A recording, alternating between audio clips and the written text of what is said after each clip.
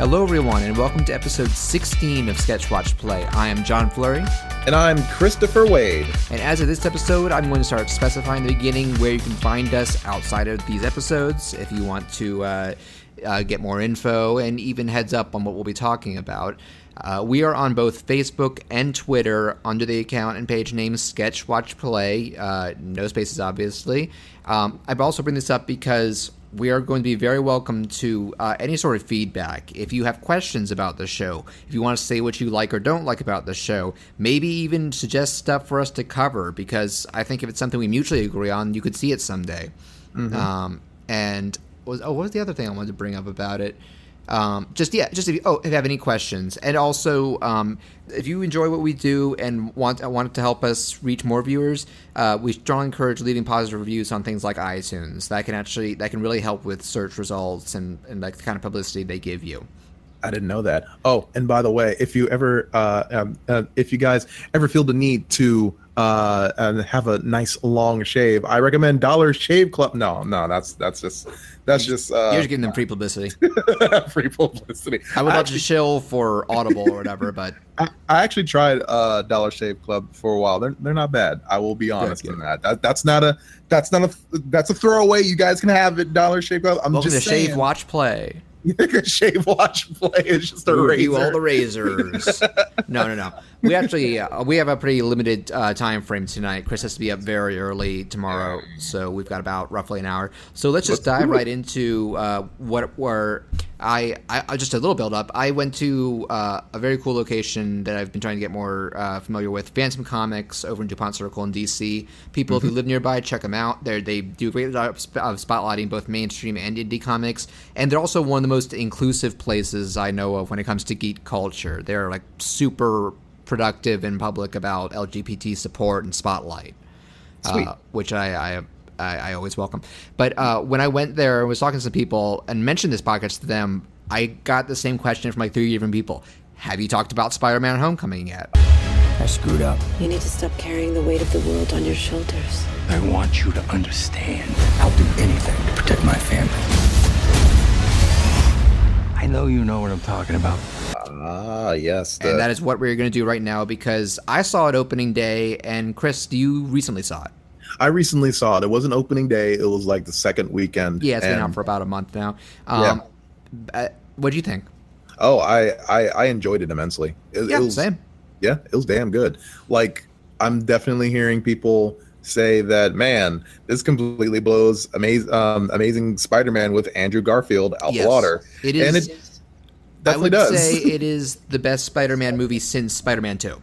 Yeah. We've had a decade of like disappointing Spider-Man movies, and we're finally getting back into the swing of things when they're under Marvel's wing. Yeah, except without everyone's favorite Aunt May smashing the shit out of Dr. Octavius. That woman's still alive. Like, still kicking. Oh, man. Though, I mean, Marissa Tomei is, she's... Even the movie makes a point of, like, characters talking about, man, your aunt's hot. Yeah. Homecoming does do that a lot. And I appreciated this new take on Aunt May. I appreciated there's a new take on everybody. For what it's worth, I was not. I actually getting spoilers. I'm guessing. Yeah. Spoilers. Please see the movie first. Spoilers. So I made it a point to stay away from as many trailers and as many teasers as I could. I only saw like one, and I didn't want the experience colored for me. I'm tired of superhero movies, so yeah, we've talked about there's that. But by this point, I was like, okay, I'm willing to give this one a shot, and it's refreshing.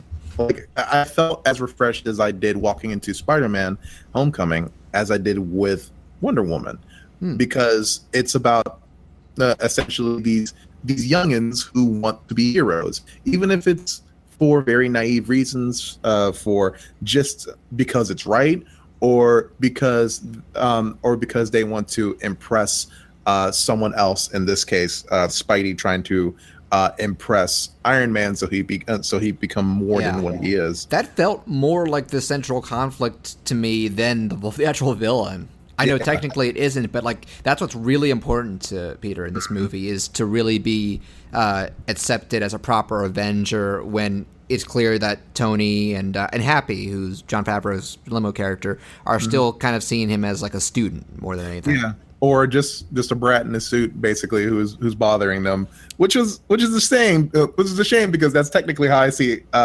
Tony most of the time. I don't think this movie helped your opinion of Tony Stark much. It actually kind of did. Because I can see where he was coming from. Yeah, I can definitely see where he was coming from, and Tony has definitely grown.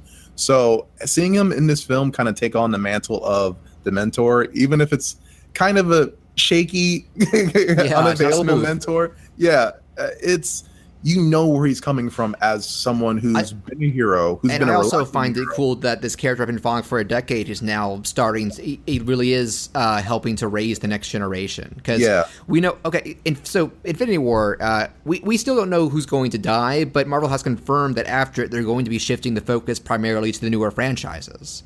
So this is kind of part of passing the torch. Yeah, definitely. And if I'm sure there's going to be more Spidey movies. They confirmed Homecoming 2 is out in 2 years. So yes. Yeah. I mean, the Homecoming was definitely super successful, and I'm so glad that the character roster in Homecoming, from Peter to Aunt May to his what was his friend's name? I forgot.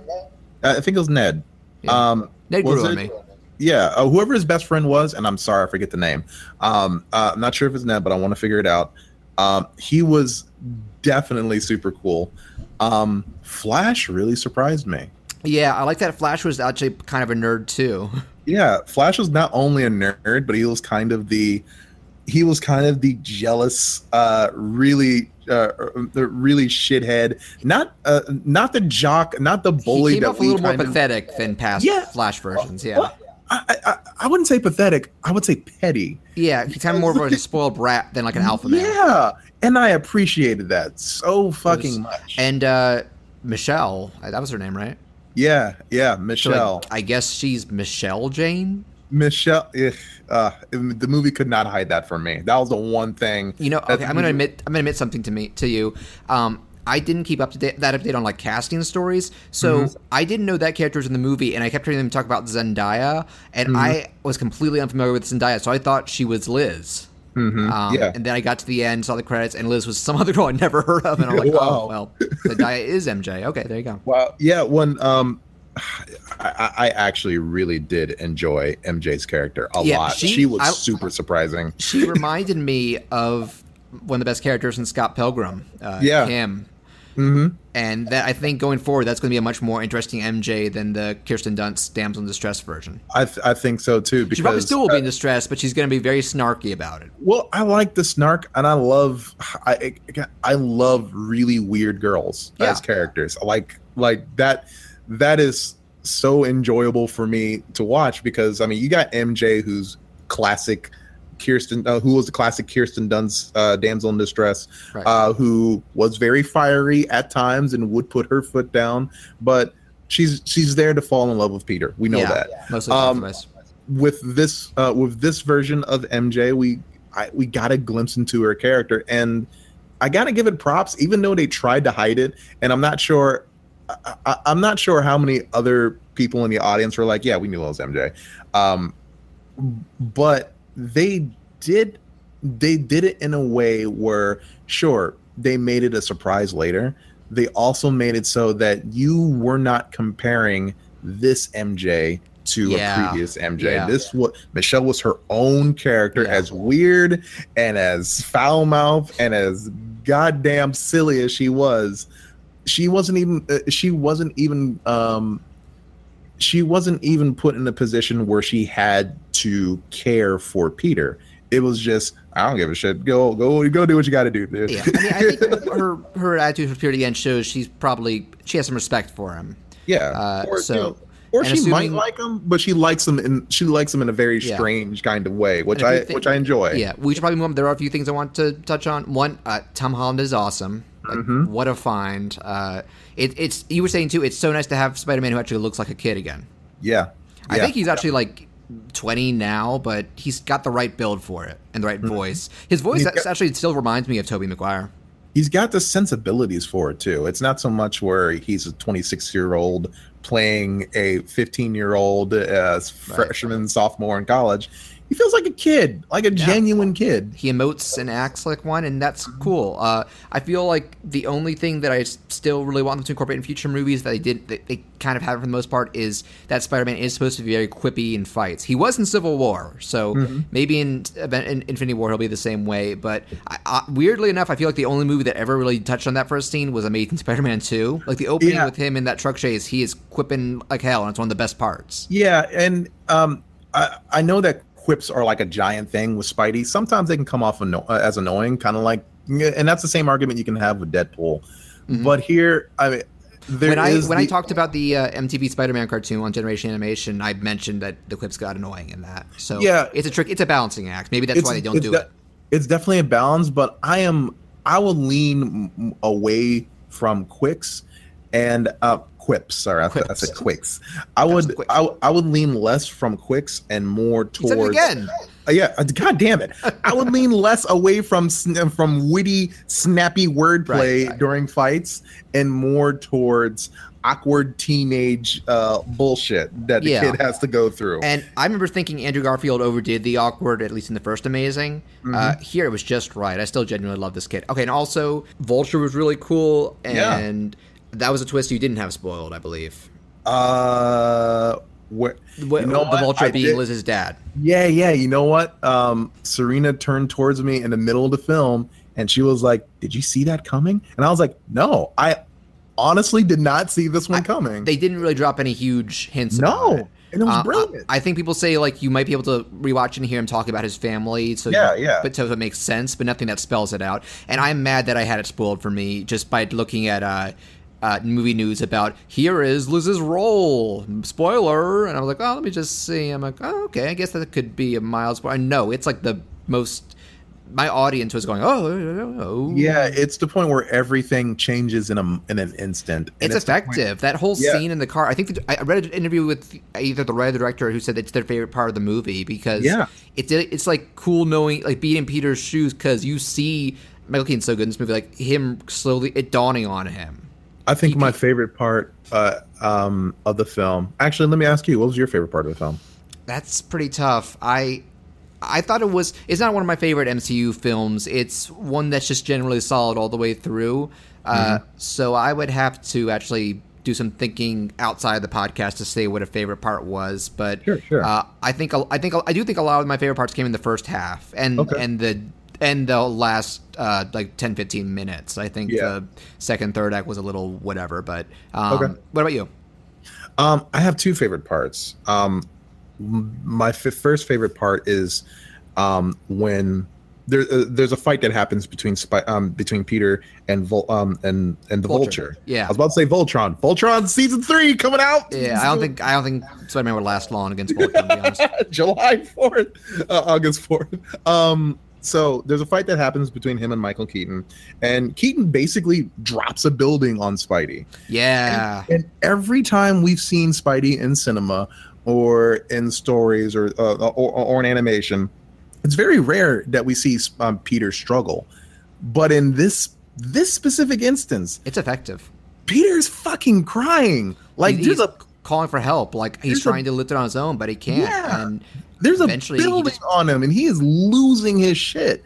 And it's like, holy crap, he's just a boy. Yeah. I bring that up because I had a favorite. I have a favorite comic book artist. Well, he's among my favorites. His name is Brian Michael Bendis. Is he an artist or a writer? He is a writer. Okay. And he used to write for the Ultimate Spider-Man collection back in the early, maybe mid 2000s. This is when Marvel was really starting to revamp like everything. Like Ultimate was a big reboot. It was its own continuity that just recently ended. Yeah. So Spidey is a kid. He fights the Green Goblin, and it's done in a way where Bendis' writing is very, very, very, very witty. Like it's just non-stop words. But there are points where he really, really gets well, I'm not going to say there are points. He really does get who Spidey is. There's a part in Ultimate Spidey, and I don't want to spoil this, but it's around the same of what happens in the movie of Homecoming, where Spidey is essentially injured, and he's injured in a way where he can't. He has to help himself. Yeah. And he's freaking out like any kid would during this freak out stage. And Spidey freaks out a lot in Ultimate Spidey, but seeing it on the big screen, the other movies haven't really done that as well. Yeah, it really brought me back and really made me think this is not just different than Tobey Maguire busting out of a debris and being like, movie in. We're like one movie in, 1 1/3 if you count Civil War, and I already care for this Peter Parker more than the other two in movies. Definitely. My second favorite part, and I'll be really quick about this. Yeah, we need to move on. Is obviously the ending. And the very, very end. The very, very end. Yes, the obviously, spoilers. Please jump ahead if you haven't. No, we've already spoiled a ton. And that's fine. But I'm just saying that this is heavy spoilers because by this point, Spidey gets his suit back and he puts it on inside of his apartment, and he's like, "Yeah, I can actually be this. I can actually be Spider-Man now." Pan over, and fucking Aunt May sees him, and she's like, "What the fuck?" Cut to Blitzkrieg Bob. Yeah, and the credits are just rolling, and everyone's dying, and it was the perfect way to end that scene. And they have confirmed, she knows now. They're not going to write out a way out of that in the next movie. Yeah. They want to do something different with Aunt May now, because I was already sick of like by Amazing 2 just hiding it. Yeah, Aunt May has nothing to do in the Amazing series because of that. Yeah, and that made me so happy because there's a comic where Spidey comes across this really very hungry villain who makes it a mission to hunt Spider-Man. Yeah, like he beats the shit out of him and basically makes Peter run for his life in many instances. No, it's not Craven. It's some other character who basically feeds on people who have animal-like powers. Okay. And it gets to the point where after Spidey manages to beat him, Peter like drags his broken, injured ass to his apartment and just collapses on his bed. And Aunt May comes into his apartment and is like, "Peter, you sounded so sad." By this point, Peter's called everyone and told them goodbye. He was afraid he wasn't going to make it. Wow. And he's unconscious on the bed, and Aunt May just picks up his mask, and there's just like this nice single panel of Aunt May just losing her shit, and Peter's just unconscious on the bed. Oh. I've been waiting for this scene to happen for so long, and I just cried yes when it finally happened. I'm sure many others did too. Yeah, this was a good decision. You're not gonna be disappointed if you see Homecoming. It's a good movie. Another thing I just want to say about that, the writers also pointed out secret identities are much less of a thing in the MCU. Yeah, they are. People know who Cap's, Iron Man, Thor. Almost no one has a secret identity. And these guys want to be known. They want to be known, so I don't know if Ant-Man does, but he's not really known to the public. Yeah, not yet. Same with Doctor Strange. But again, people, these heroes want to be known to the public, so people can trust them, admire them, whatever their sensibilities happen to be. Yeah, and that might be playing into Infinity War, where it's like they've been torn apart, there are disagreements about their methods, and then yet here's the biggest threat ever. Yeah. You know that's something they're probably taking into account. But so real quick, we both recommend Homecoming quite a bit. And definitely. You're going to have a good time. Yeah, okay, that's better. I couldn't think of a witty closing line. But let me just save and render now. I almost want to, after what Felipe said last episode, I want to, every time we are about to transition and I click stop to save, I add a guitar lick. Ding. Yeah, like that. Are you afraid of me now? Do you feel it? Do you feel it? Do you feel that I can see your soul? Do you feel it? Do you feel it? Do you feel the beat in your heart? Now, we've talked a lot about, well, obviously cartoons, but we've talked about, we both consider ourselves storytellers, or at least passionate about good storytelling. Yes, we are. And people tend to underestimate when most people think cartoons, we think of comedy. We think of something. Like a lot of cartoons tend to be either extreme comedy, or if it's like for older audiences, they kind of do it in terms of just pushing the envelope of good taste for the sake of comedy. Yeah, it's always very extreme, classy, or very childlike or something. It's one end of the extreme or the other. And, Family friendly movie of the year. Yeah, but even both kinds of those, and even stuff in between, we tend to underestimate that these movies, these shows, these stories can just as easily leave an emotional impact on viewers as in terms of any other story. Mm-hmm. That's right. Even if it's something made for kids, which is most of the stuff we're going to bring up in this list. But I don't know what I can say beyond that to be insightful, but we're kind of on a limited time frame anyway. So Chris and we talked to each other for a bit, and we came up with little lists of different movies and shows with moments we wanted to discuss. And I think by all, I mean the two of us, that's bad grammar, we have come up with a pretty good list. So Chris, I'm going to let you go first. I'm going to give us about 5 minutes for each one. Chris, Okay. what is your first pick for emotional animated moments? For my most favorite emotional animated moments, I have to go back to All Dogs Go to Heaven. You've gone soft. You care about her. Look, I don't care about the girl. I tell her things now and then. I pretend to be her best friend, but it's baloney. I thought I was your best friend. You are my best friend. With her, it's just business. It's always been business. I'm using the girl. And man, Don Bluth knew how to create and meld a batshit crazy kind of world of talking dogs who sing and gamble and get killed. Bluth's and 80s backstab each output, like other. his first couple of films, they were both weirdly dark, but also very heartfelt at the same time. Yeah, they were. I'm going to say this out loud, and I know a lot of animators will agree with me when I say that before Disney made me cry, Don Bluth made me cry. And I can see that. Yeah, and there was a point in All Dogs Go to Heaven where my soul shattered. Okay, so for some context, the story revolves around about a dog named Charlie who gets killed, goes to heaven, says "fuck you," and then lands back on Earth.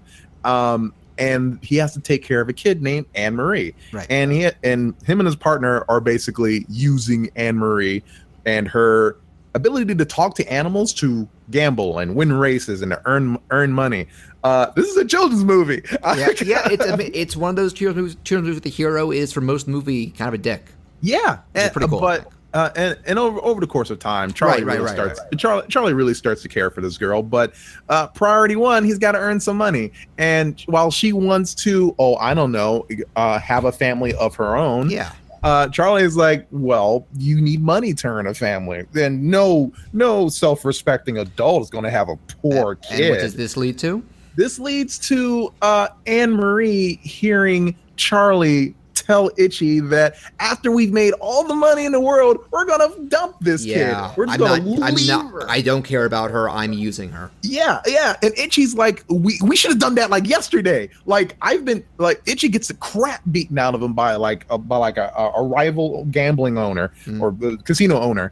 And Charlie is like, the girl's useless. I mean, she's only here for and Anne this Marie moment. is walking down the stairs during this whole speech. And she hears this. Yep. And the way that she is animated, and she's already getting sick, and she fucking loses it. Like she's like this is an actual child crying after hearing that her basically her father figure is just saying, "Fuck you, child! I want your money." Yeah, you mean nothing.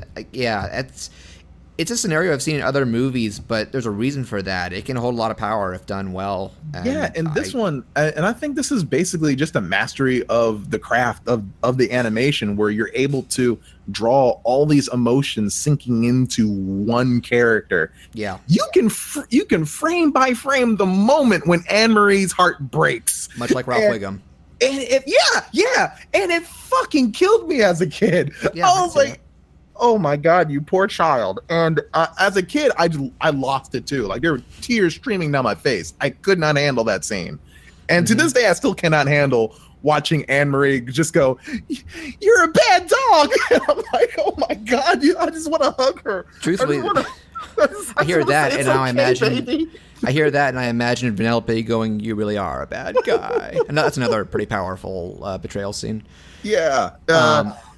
There are so many things in All Dogs Go to Heaven that lead up to that point. There are a lot of really cute moments that, I mean, if Charlie wasn't looking, he'd actually see that he's providing a family for this girl under really bullshit circumstances. He helped out without realizing it. And that kind of helped sway him.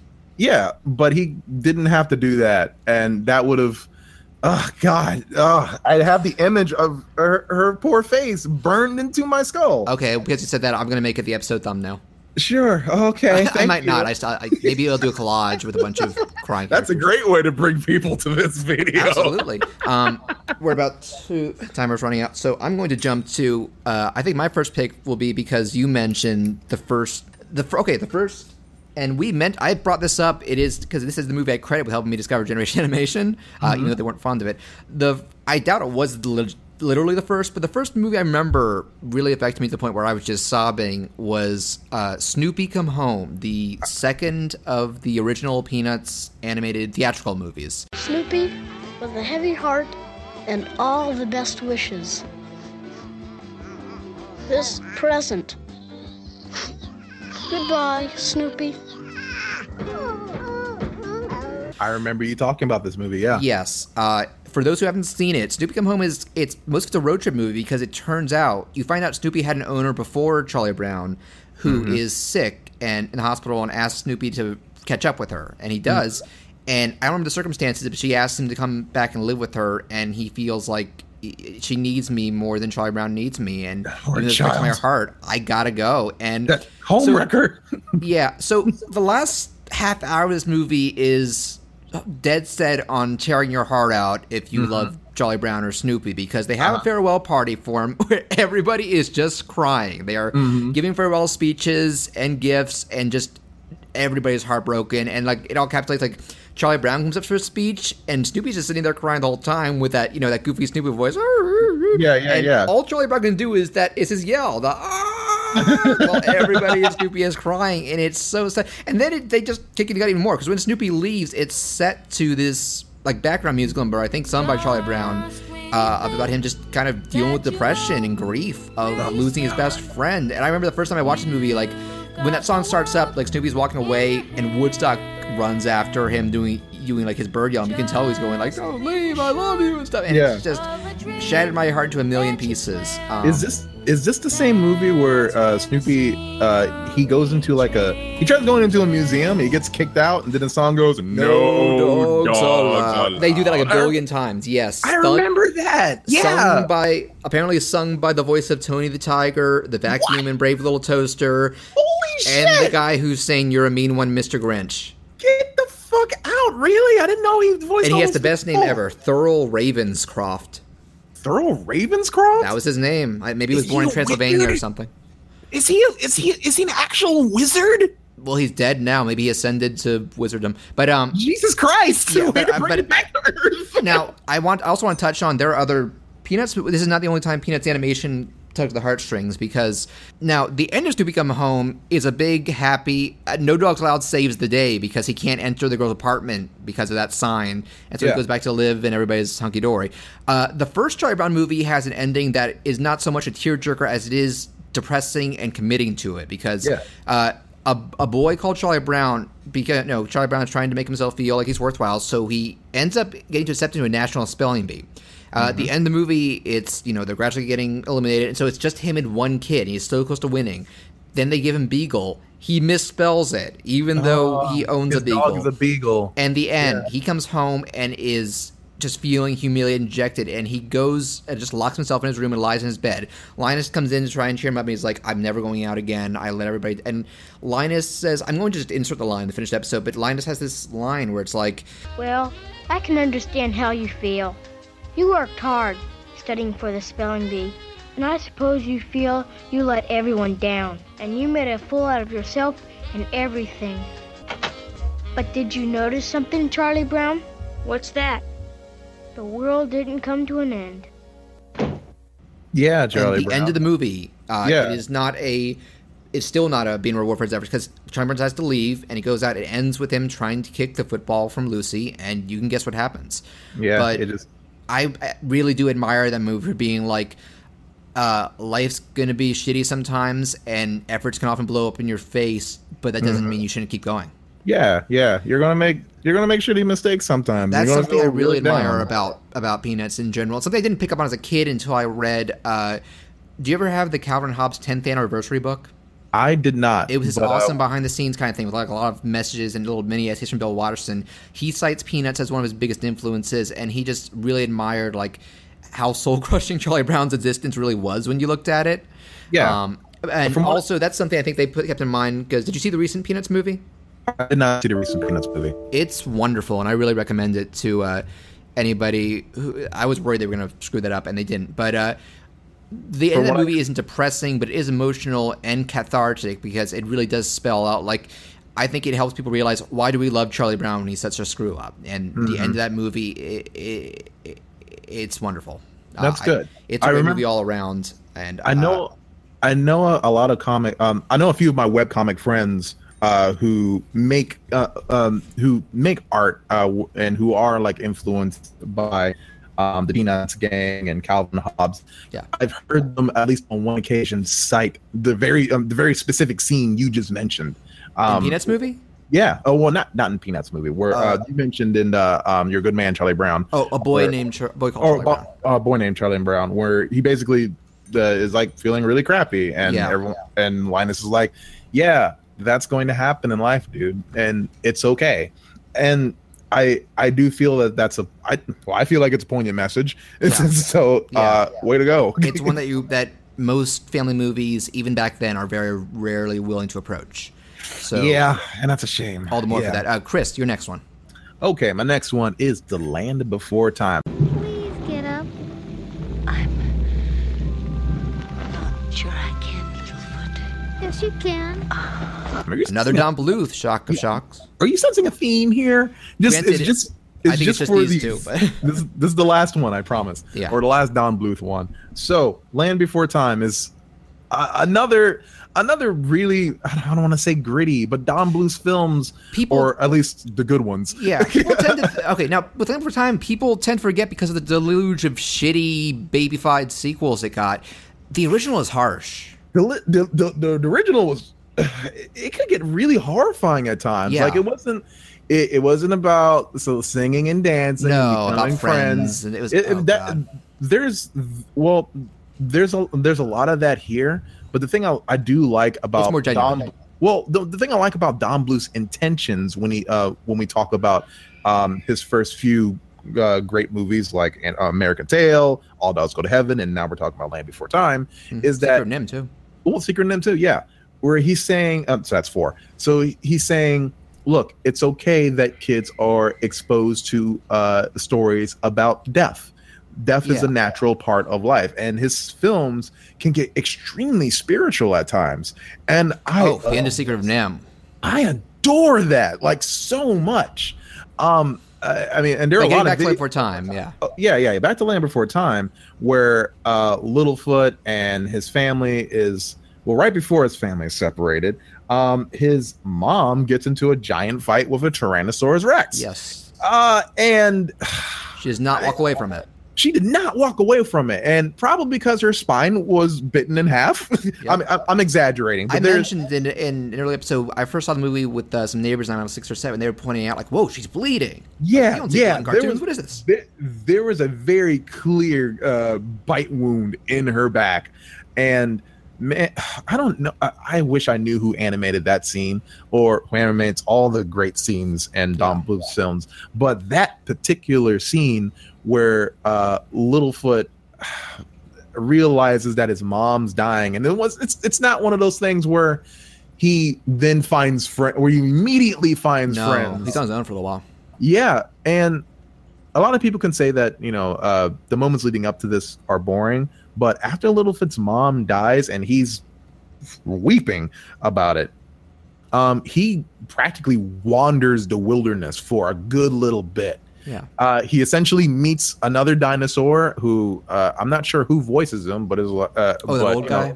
Yeah, he tries to cheer him up in a very bitter, grumpy old man kind of way, and I remember the emotion in that scene. And there's this one particular point, and I say that a lot, but there's this one point where Littlefoot is going back and forth with the old man, and he's a kid. He's a kid who does not understand some of the things he's saying, and then after the old man dinosaur is like, "Do you understand?" and Littlefoot's like, "My tummy hurts," and that part kills me. That just that little phrase, "my tummy hurts," through all that, not even in an ironic way, in a weird ironic way.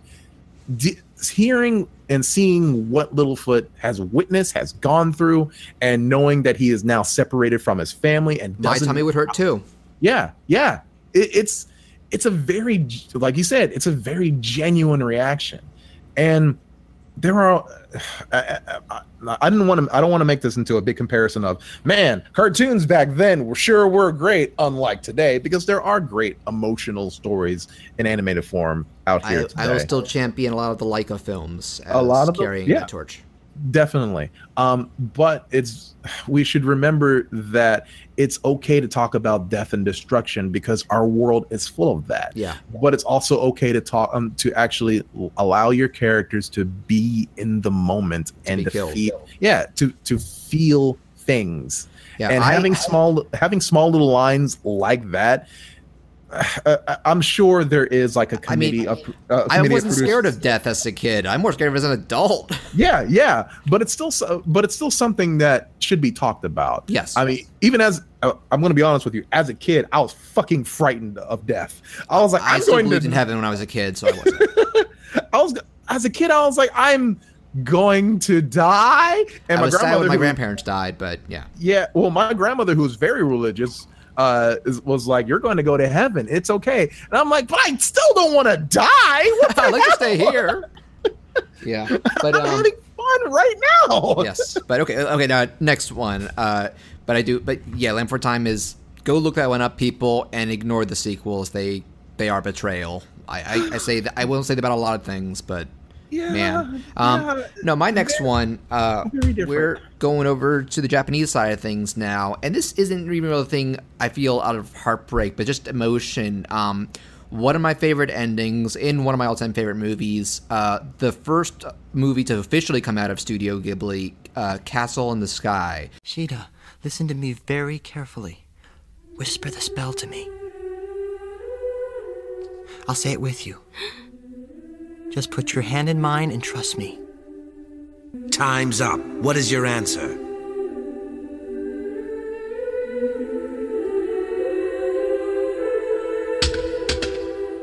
Huh? Balus. You know what? I don't think I've ever completely watched Castle in the Sky. Man, it might be my favorite anime movie ever.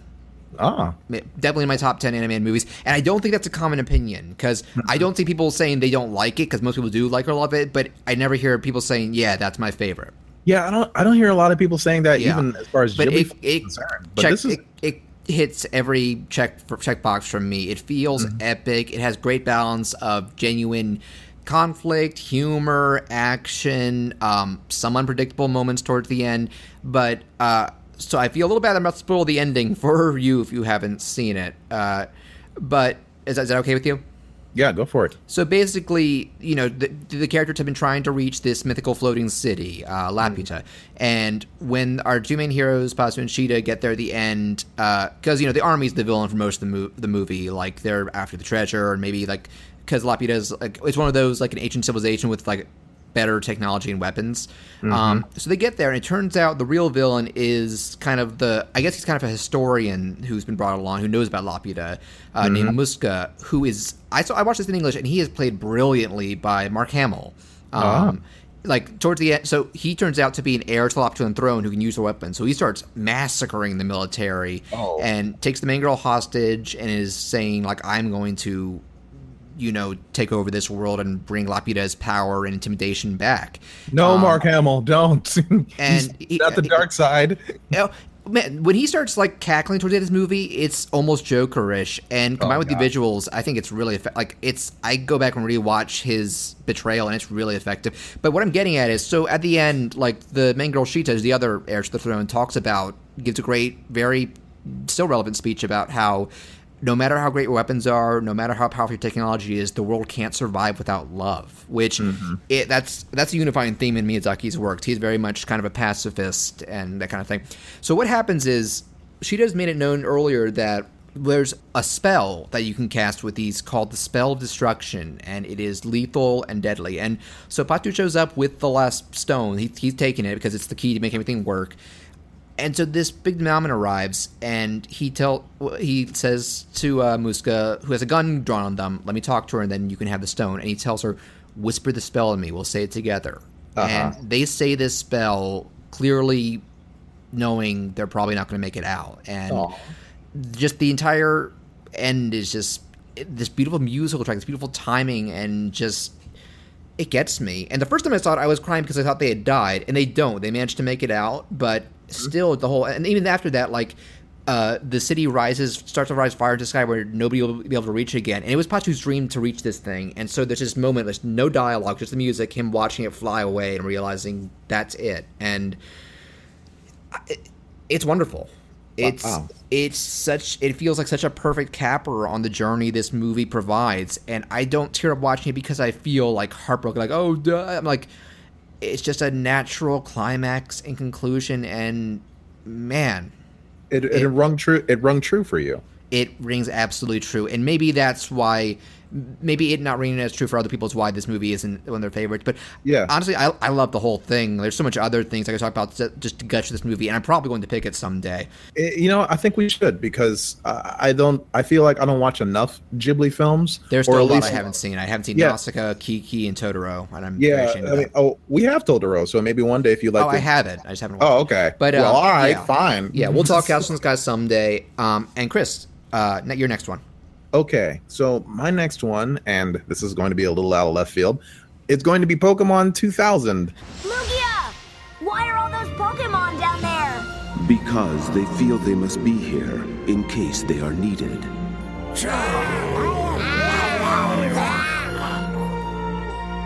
But what can they do to help? They are not sure, and that is why they are here. What do you mean? That just one Pokemon could help the world would be worth the journey for thousands of them any day. But this day, the one that can make all the difference is you. Also an anime. But actually, no, I think you're talking about, this is another thing where it's not quite a sad thing, but emotional. Yeah. We talk about, I rambled on ends about how heartbreaking the first two old school 80s, 90s cartoons were, as far as film is concerned. But this was around a time when Pokemon was taking huge over the world. Yes. And they were like, okay, here's our second movie. It's about birds. All right, here we go. So 3 legendary birds plus 1 giant guardian bird. Yeah, seabird, Lugia. They're basically, all right, so the 3 legendary birds, Moltres, Articuno, whichever one, they're fighting, and they're causing like a whole bunch of natural disturbances around the world. The world's going to end if they can't be sued. Or something. It doesn't make sense, but Lugia has to do like a healing song to calm them. But Lugia's healing song basically helps calm the animals down. Except he also needs Ash to put Ash, the main character, to put these very specific stones in 3 mountains, so the song could just chorus out and like fix the weather. It's asinine, this plot, but I love it. I love the animation. I love the build towards, holy shit, the world's going to drown. Someone help! This crazy villain who just doesn't give a shit. He's like, I just want to collect these things. Aren't they fascinating? Yeah, it was kind of like, he's got this badass airship. Actually, I'm excited talking about him, and he had this giant wicked airship and shit. But the villain himself, I felt he was just his name might as well have been Steve. I don't know. They don't say it in the movie. Yeah. But there comes a point where everything relies on Ash, as it typically does. And the story basically says, Ash, you have to save the world, or you have to do something important, or you have to do this specific thing to make everything all right and better. And this came around a time when I was just starting out in high school, and I didn't exactly have a direction. I knew I liked games. I knew I liked cartoons. But I wasn't sure where to take them. I knew I was writing just for shits and giggles, and I knew that I loved anime. But I love cartoons in general.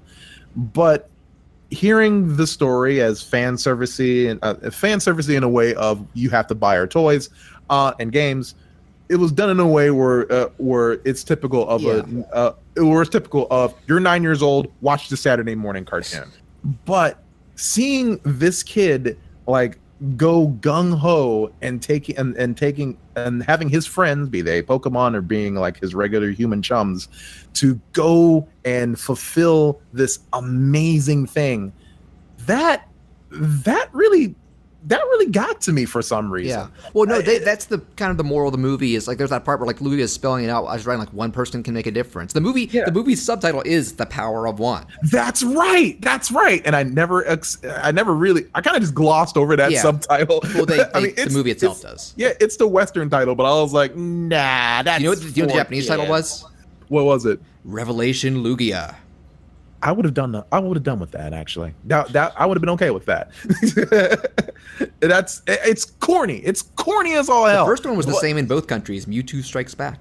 Yeah. But you know what? I would have done with Revelation Lugia, but I know why they did it here to push the moral more. Yeah, to push them on the moral line of you have to go out and do this crazy thing. And Pokemon's always been about, you have to be the very best and go on this grand adventure with your friends and do amazing things and see just how bright and beautiful the world is. We didn't dwell in the movies that much back when we did our Pokemon episode, but I'm actually with you in that Pokemon 2000 is far and away my favorite of the movies. Yeah, definitely. The animation was gorgeous. I love the music. It feels the most epic. The music's good.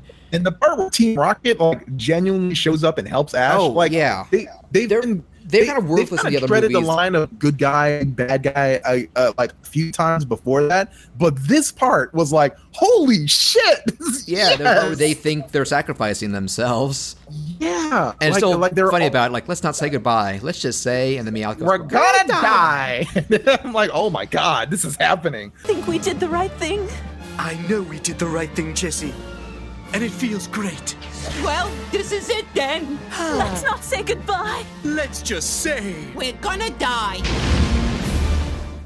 Seeing everyone just push with all their might for one extra step, even while the world is crashing down around them, it kind of lighted a giant fire in me. And I was like, and when I left the theater, I was like, well, number one, I was going to buy another ticket. I got to see this movie again, but I felt like a genuine sense of there is something great that I can do, and I hope. And I said that as selfishly as a bullshit child can say it, but my genuine hope is that there are movies still around like that still say in a genuine way that, hey, it is the world can look really grim sometimes, but you can still put your best foot forward and keep climbing the mountain. Yep.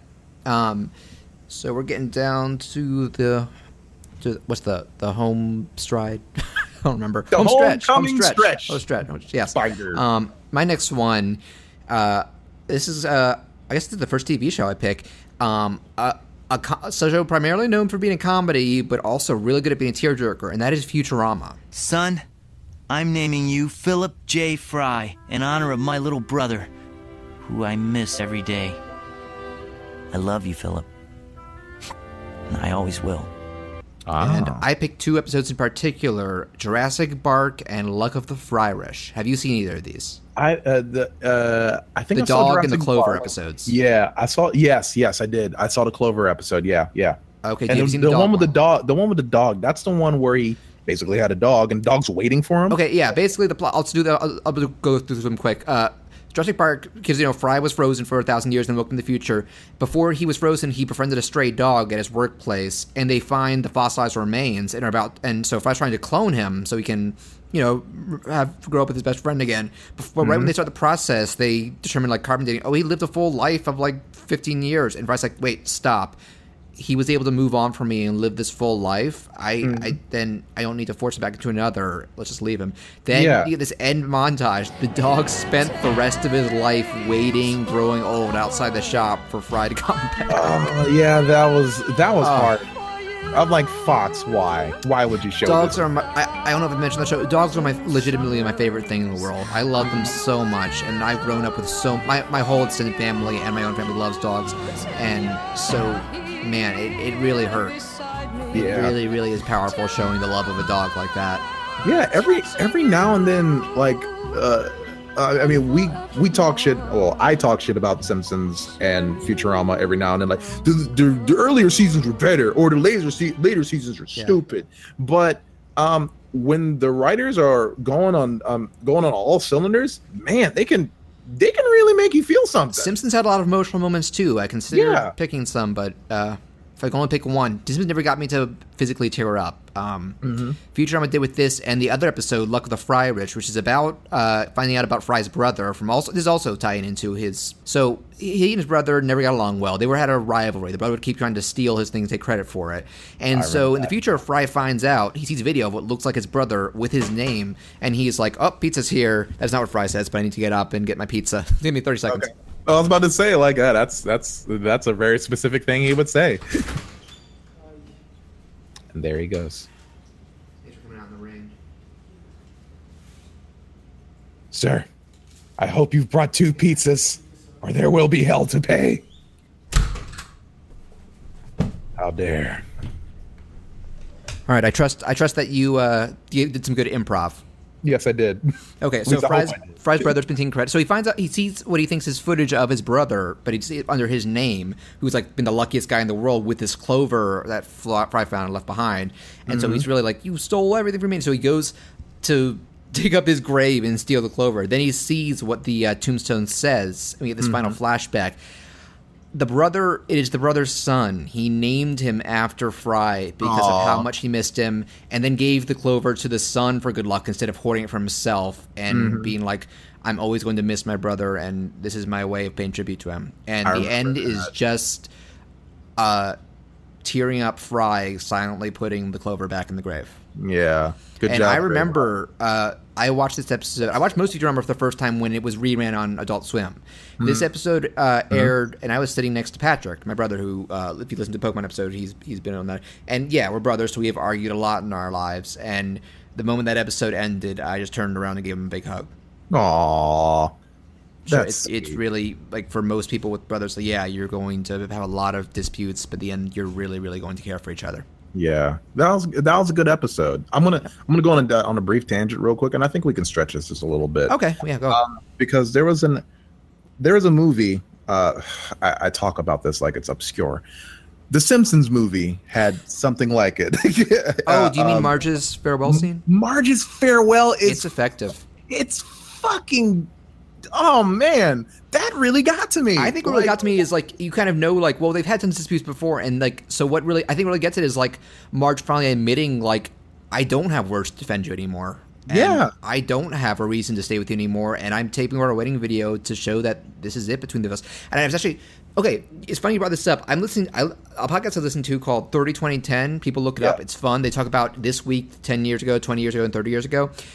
We recently we just had the 10th anniversary of the Simpsons movie. Awesome. Apparently, that scene they did 50 takes with Julie Kavner, the voice of Marge, and they used the last one. Good, because I'm sure that took a lot of work. Yeah.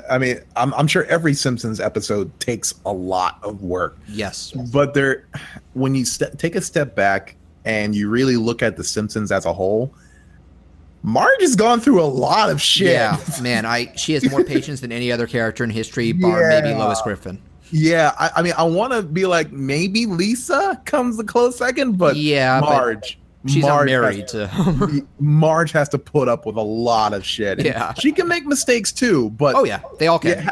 after hearing that, after seeing that scene, I was like, holy shit, this movie is, wow, poor Marge. I felt that. I genuinely felt that. That was okay. Tangent over. Sorry. Yeah. But actually, I think we can probably switch over to yours. I'm trying to remember. Do you have one left or two left? I think it's one. I have one left. Sorry. Yeah. All right. Go for it. So this is what he meant. Kamina once said to me, "He's always the one who saves my ass. He's always the one who never gives up. Never." Mine is another anime. Yep. No TV show too. As I adjust my monocle. I hope everyone will remember a very underground show that no one has heard about called Gurren Lagann. Gurren Lagann? Gurren Lagann. Gurren Lagann. Gobbledygookin. Uragagan. You missed the G. Call me that. No, you missed the G. It sounds like you were describing a show that might as well be called Piss Lagann. My mother was a saint. I will not hear shit from you. Okay. So, Gurren Lagann, follows this kid named Simon, follows his very charismatic and damn idiotic but brave and badass leader of the Gurren gang, or whatever he calls it, Kamina. Yeah. And there's probably gonna be a big spoiler for the stuff we're saying. There's a big spoiler. I'll try to avoid it as best I can. And they basically form what is essentially a ragtag army. Yeah. Humanity's been beaten unto underground, and on top of the regular world where there's air and shit, animals have basically been guarding and been saying humans can't live up here. Fuck you, and they just shoot them back down. Yeah, and Kamina is leading the squad to try and take it back. Yeah, he's trying to. I mean, he's never been on the surface before. So at this point, he's teamed up with some hot babes named Yoko, and she's a sniper, and it's cool as shit. And there comes a point where we realize that Simon really, really dotes on Kamina, and Kamina's like, "I believe in you." But you should believe in me that believes in you. It's the running phrase of the entire show, and that doesn't for a while. He doesn't. He just believes that he's just along for the ride, and I like characters like that. And there are points where I really want people are like, Shinji, get in the fucking robot, and Simon basically has to. Yeah, Simon has to basically have to do the same thing, but in a different in a degree where he's actually a likable character.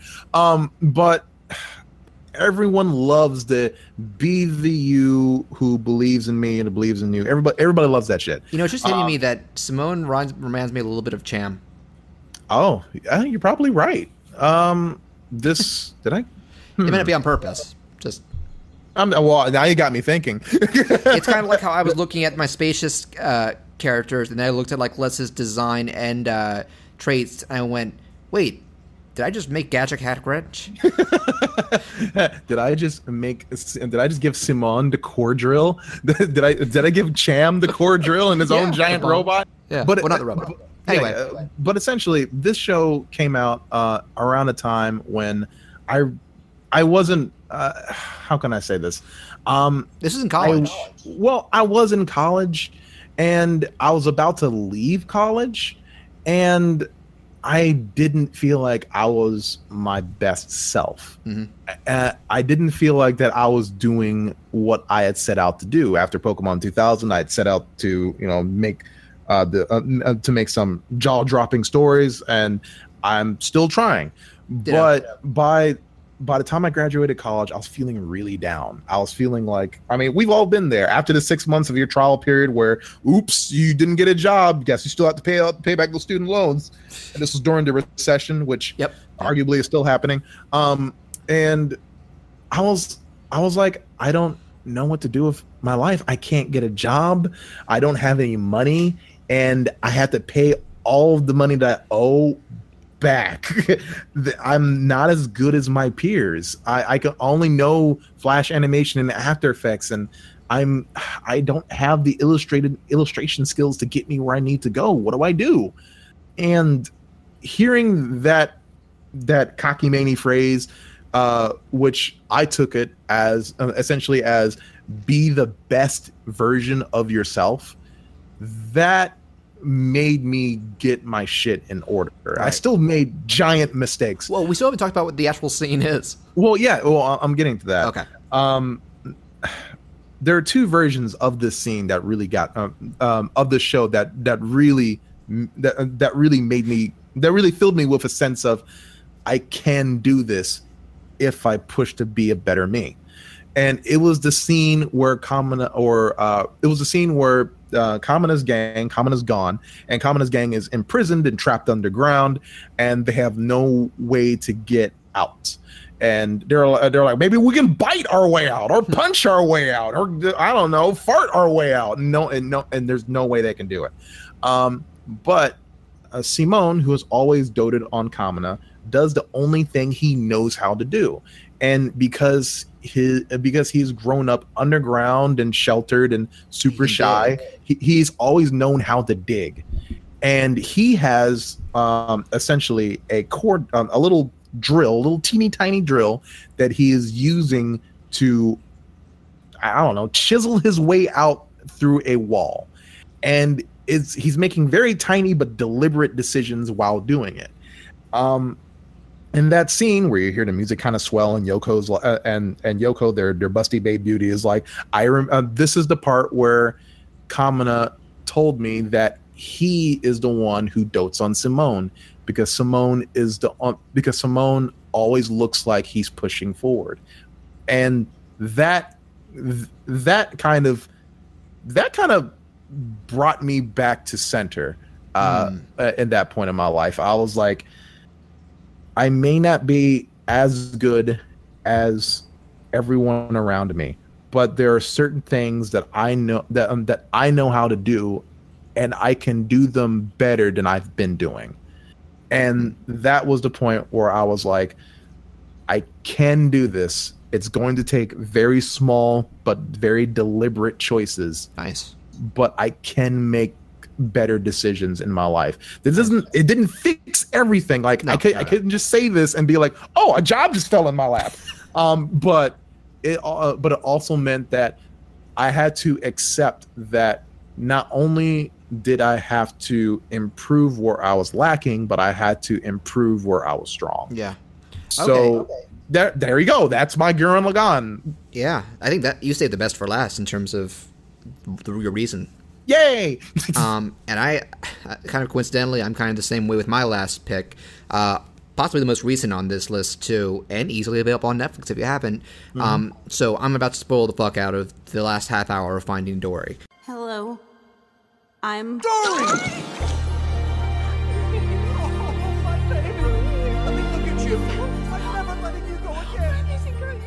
Finding Dory is a really good movie. I do not think it's as near perfect as the first Finding Nemo, but it is still funny, charming, creative, and the most important thing to me in these kind of movies, I think in some ways it tops the heart of Finding Nemo by taking a very different angle with Dory's story with her parents.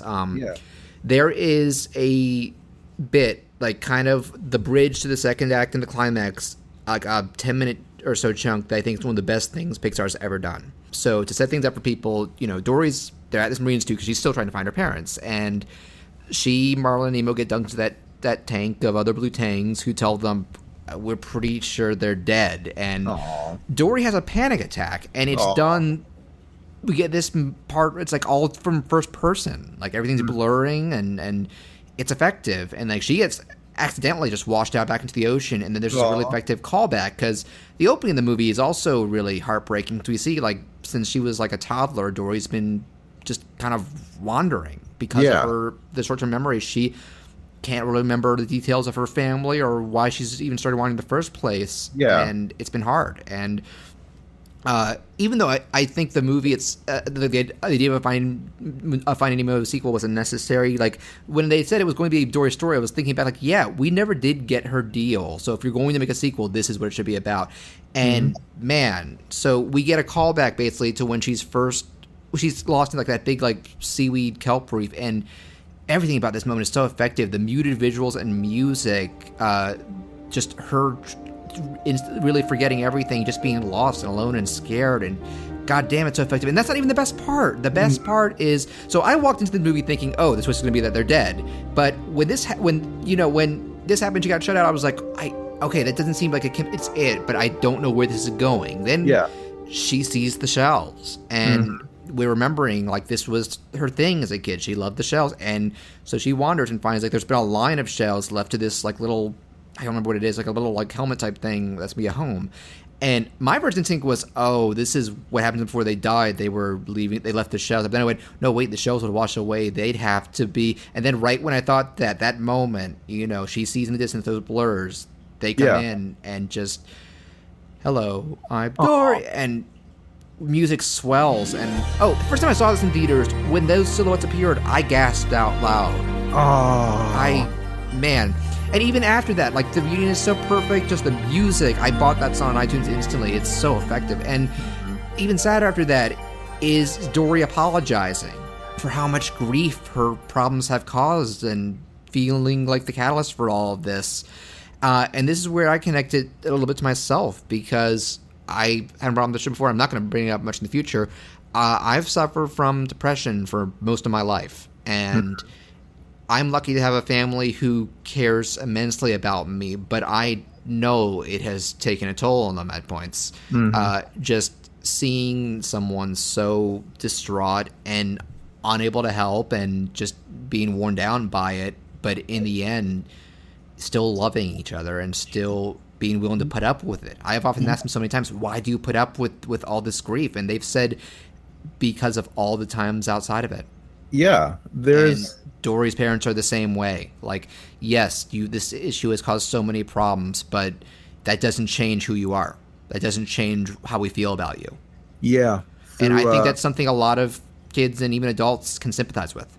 Yeah, there's the movie I have a bunch of misgivings with, but the movie does an excellent job of in that regard.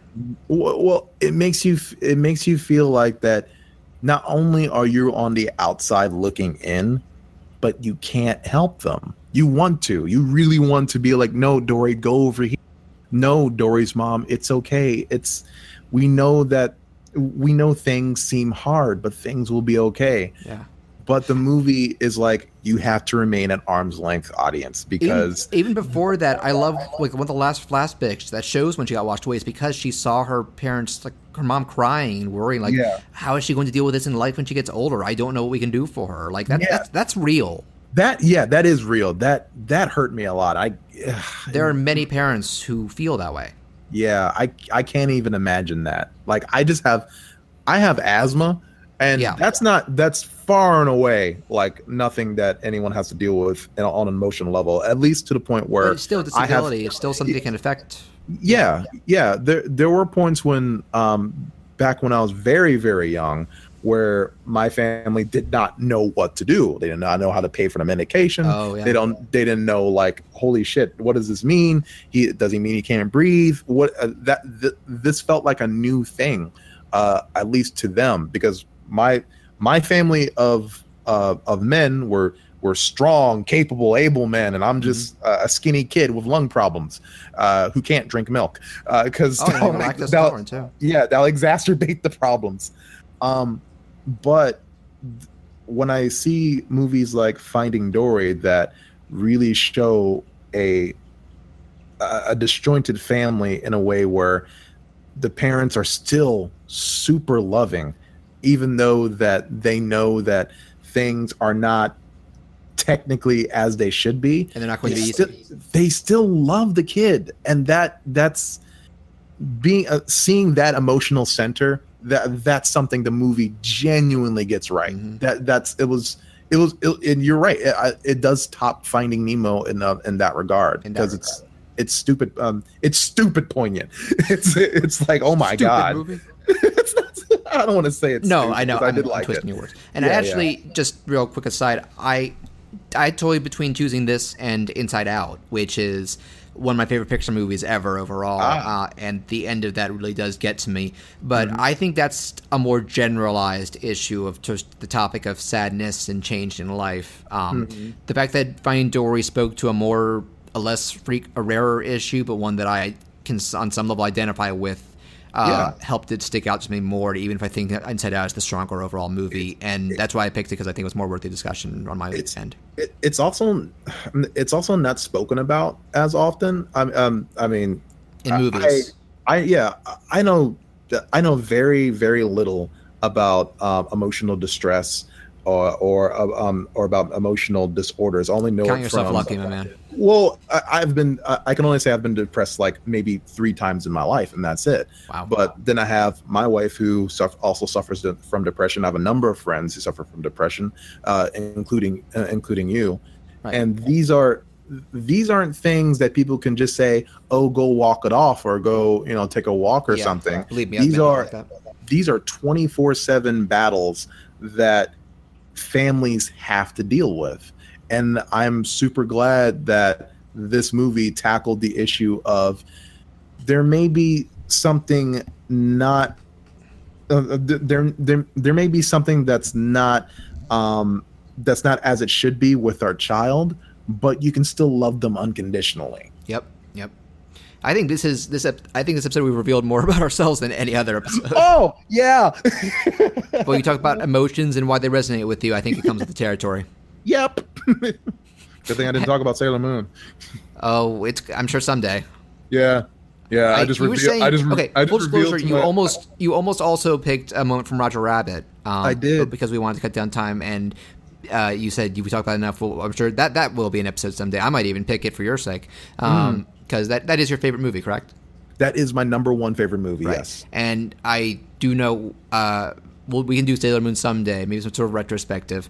I would need to brush up on it for a bit. But that's going to be fun. Yep, it's about time for us to be drawing things to a close. We've gone 10 minutes past our due date anyway, but this has been a really cool episode to talk about all of these things. And our next episode, it's going to be a big one that we have definitely been teasing at for some time. What's it about? What is it about, John? Now, I will say that first off, it'll be a guest again. We're going to be getting our good friend Colin Bird back, who you may remember from the Ghost in the Shell episode. Yeah. We're going to try to. It's certainly possible we might get a hit on deadline. He might make it, but the goal is to have him. We're also going to try and make it a longer than usual episode. Because to coincide with the release of a little game called Sonic Mania, we're going to be doing a just completely general Sonic the Hedgehog retrospective. All the games, all the cartoons, all the spin-off material. We're going to talk all of it. Yes. And there is no way we can contain that in just an hour or so. So we're going to need to find an evening where all 3 of us can just let loose for as long as necessary. Good, yes. Ooh, it's going to be good. Yeah. It's going to be so good, dude. People, you can listen to our previous episode for kind of a sneak peek, because since Felipe brought up the end of the Archie Sonic comic, and now I know you share my enthusiasm in talking about the Sonic OVA. Oh, yeah. Oh, man. And that's just the tip of the iceberg. They're like, what, 5, 6 Sonic cartoons? How many games? How many other things to talk about? Like, it's such a gargantuan beast to take on. And that's why it's going to be long, and why I feel it deserves this amount of hype, because I predict some crazy conversations coming from it. Oh my God, it's going to be good. Oh, I am geek. Oh, jeez. Oh, dude. And it's going to get ugly. If we're talking about Sonic games, there's no way. Ooh. I think the first time I brought up the show, you went, "Oh, Sonic, the Dark franchise." It's good. It's going to be good. It's going to be bad. It's going to be fast. It's going to. Oh, gotta go fast. It's gotta be fast. It's going to go fast. I'm excited. I'm very excited. Oh, it's going to have all the memes. It's going to have I'm so excited. It's going to have "Watch out, you're going to crash." It's going to have "Strange, isn't it?" It's going to have Shadow making that angry face. It's gonna be Trunks the Hedgehog. It's gonna be OC Do Not Steal. Do Not Steal. It's not gonna be Chris Chan. I think we touched on that guy's suffered enough. But I'm sure we'll touch on weird. Have you ever seen the video of Tannic the Hedgehog? Tannic the Hedgehog. Oh, I'll send it to you afterwards. It's ridiculous. Where is Tannic? We gotta find him. But it's gonna be all-encompassing, people. But give us time. We need to set aside a date for that, and I'm sure editing it's going to be a beast too. But I am very, very excited for it. Yes. So, as am I. So again, if you want to follow us and leave us feedback, you can leave us reviews on iTunes, but also check us out on Twitter at SketchWatchPlay and Facebook.com/SketchWatchPlay. You can find me on Twitter at Behonkiss, BEHONKISS, and I'm actually working on, for my YouTube channel, a Sonic video. Hopefully I'll be able to promote it by that next episode. And Chris, where can people find you? You can find me on Twitter at ChrisTopTheWade, and you can also find me on Facebook, also Christopher Wade. Yep. And so that does about does it for this episode, and we hope that we didn't make you tear up. Yeah. Or actually, that was meant to be a joke, and I think it came out. I made it too genuine. But well, I actually do hope they tear up. That's been that's been my plan all along. Yeah, like, but quick, let's not end on a downer. Say something funny, Chris. I hope you remember that time that little girl cried. That's hilarious, Chris. The tears of children. Good night, everybody.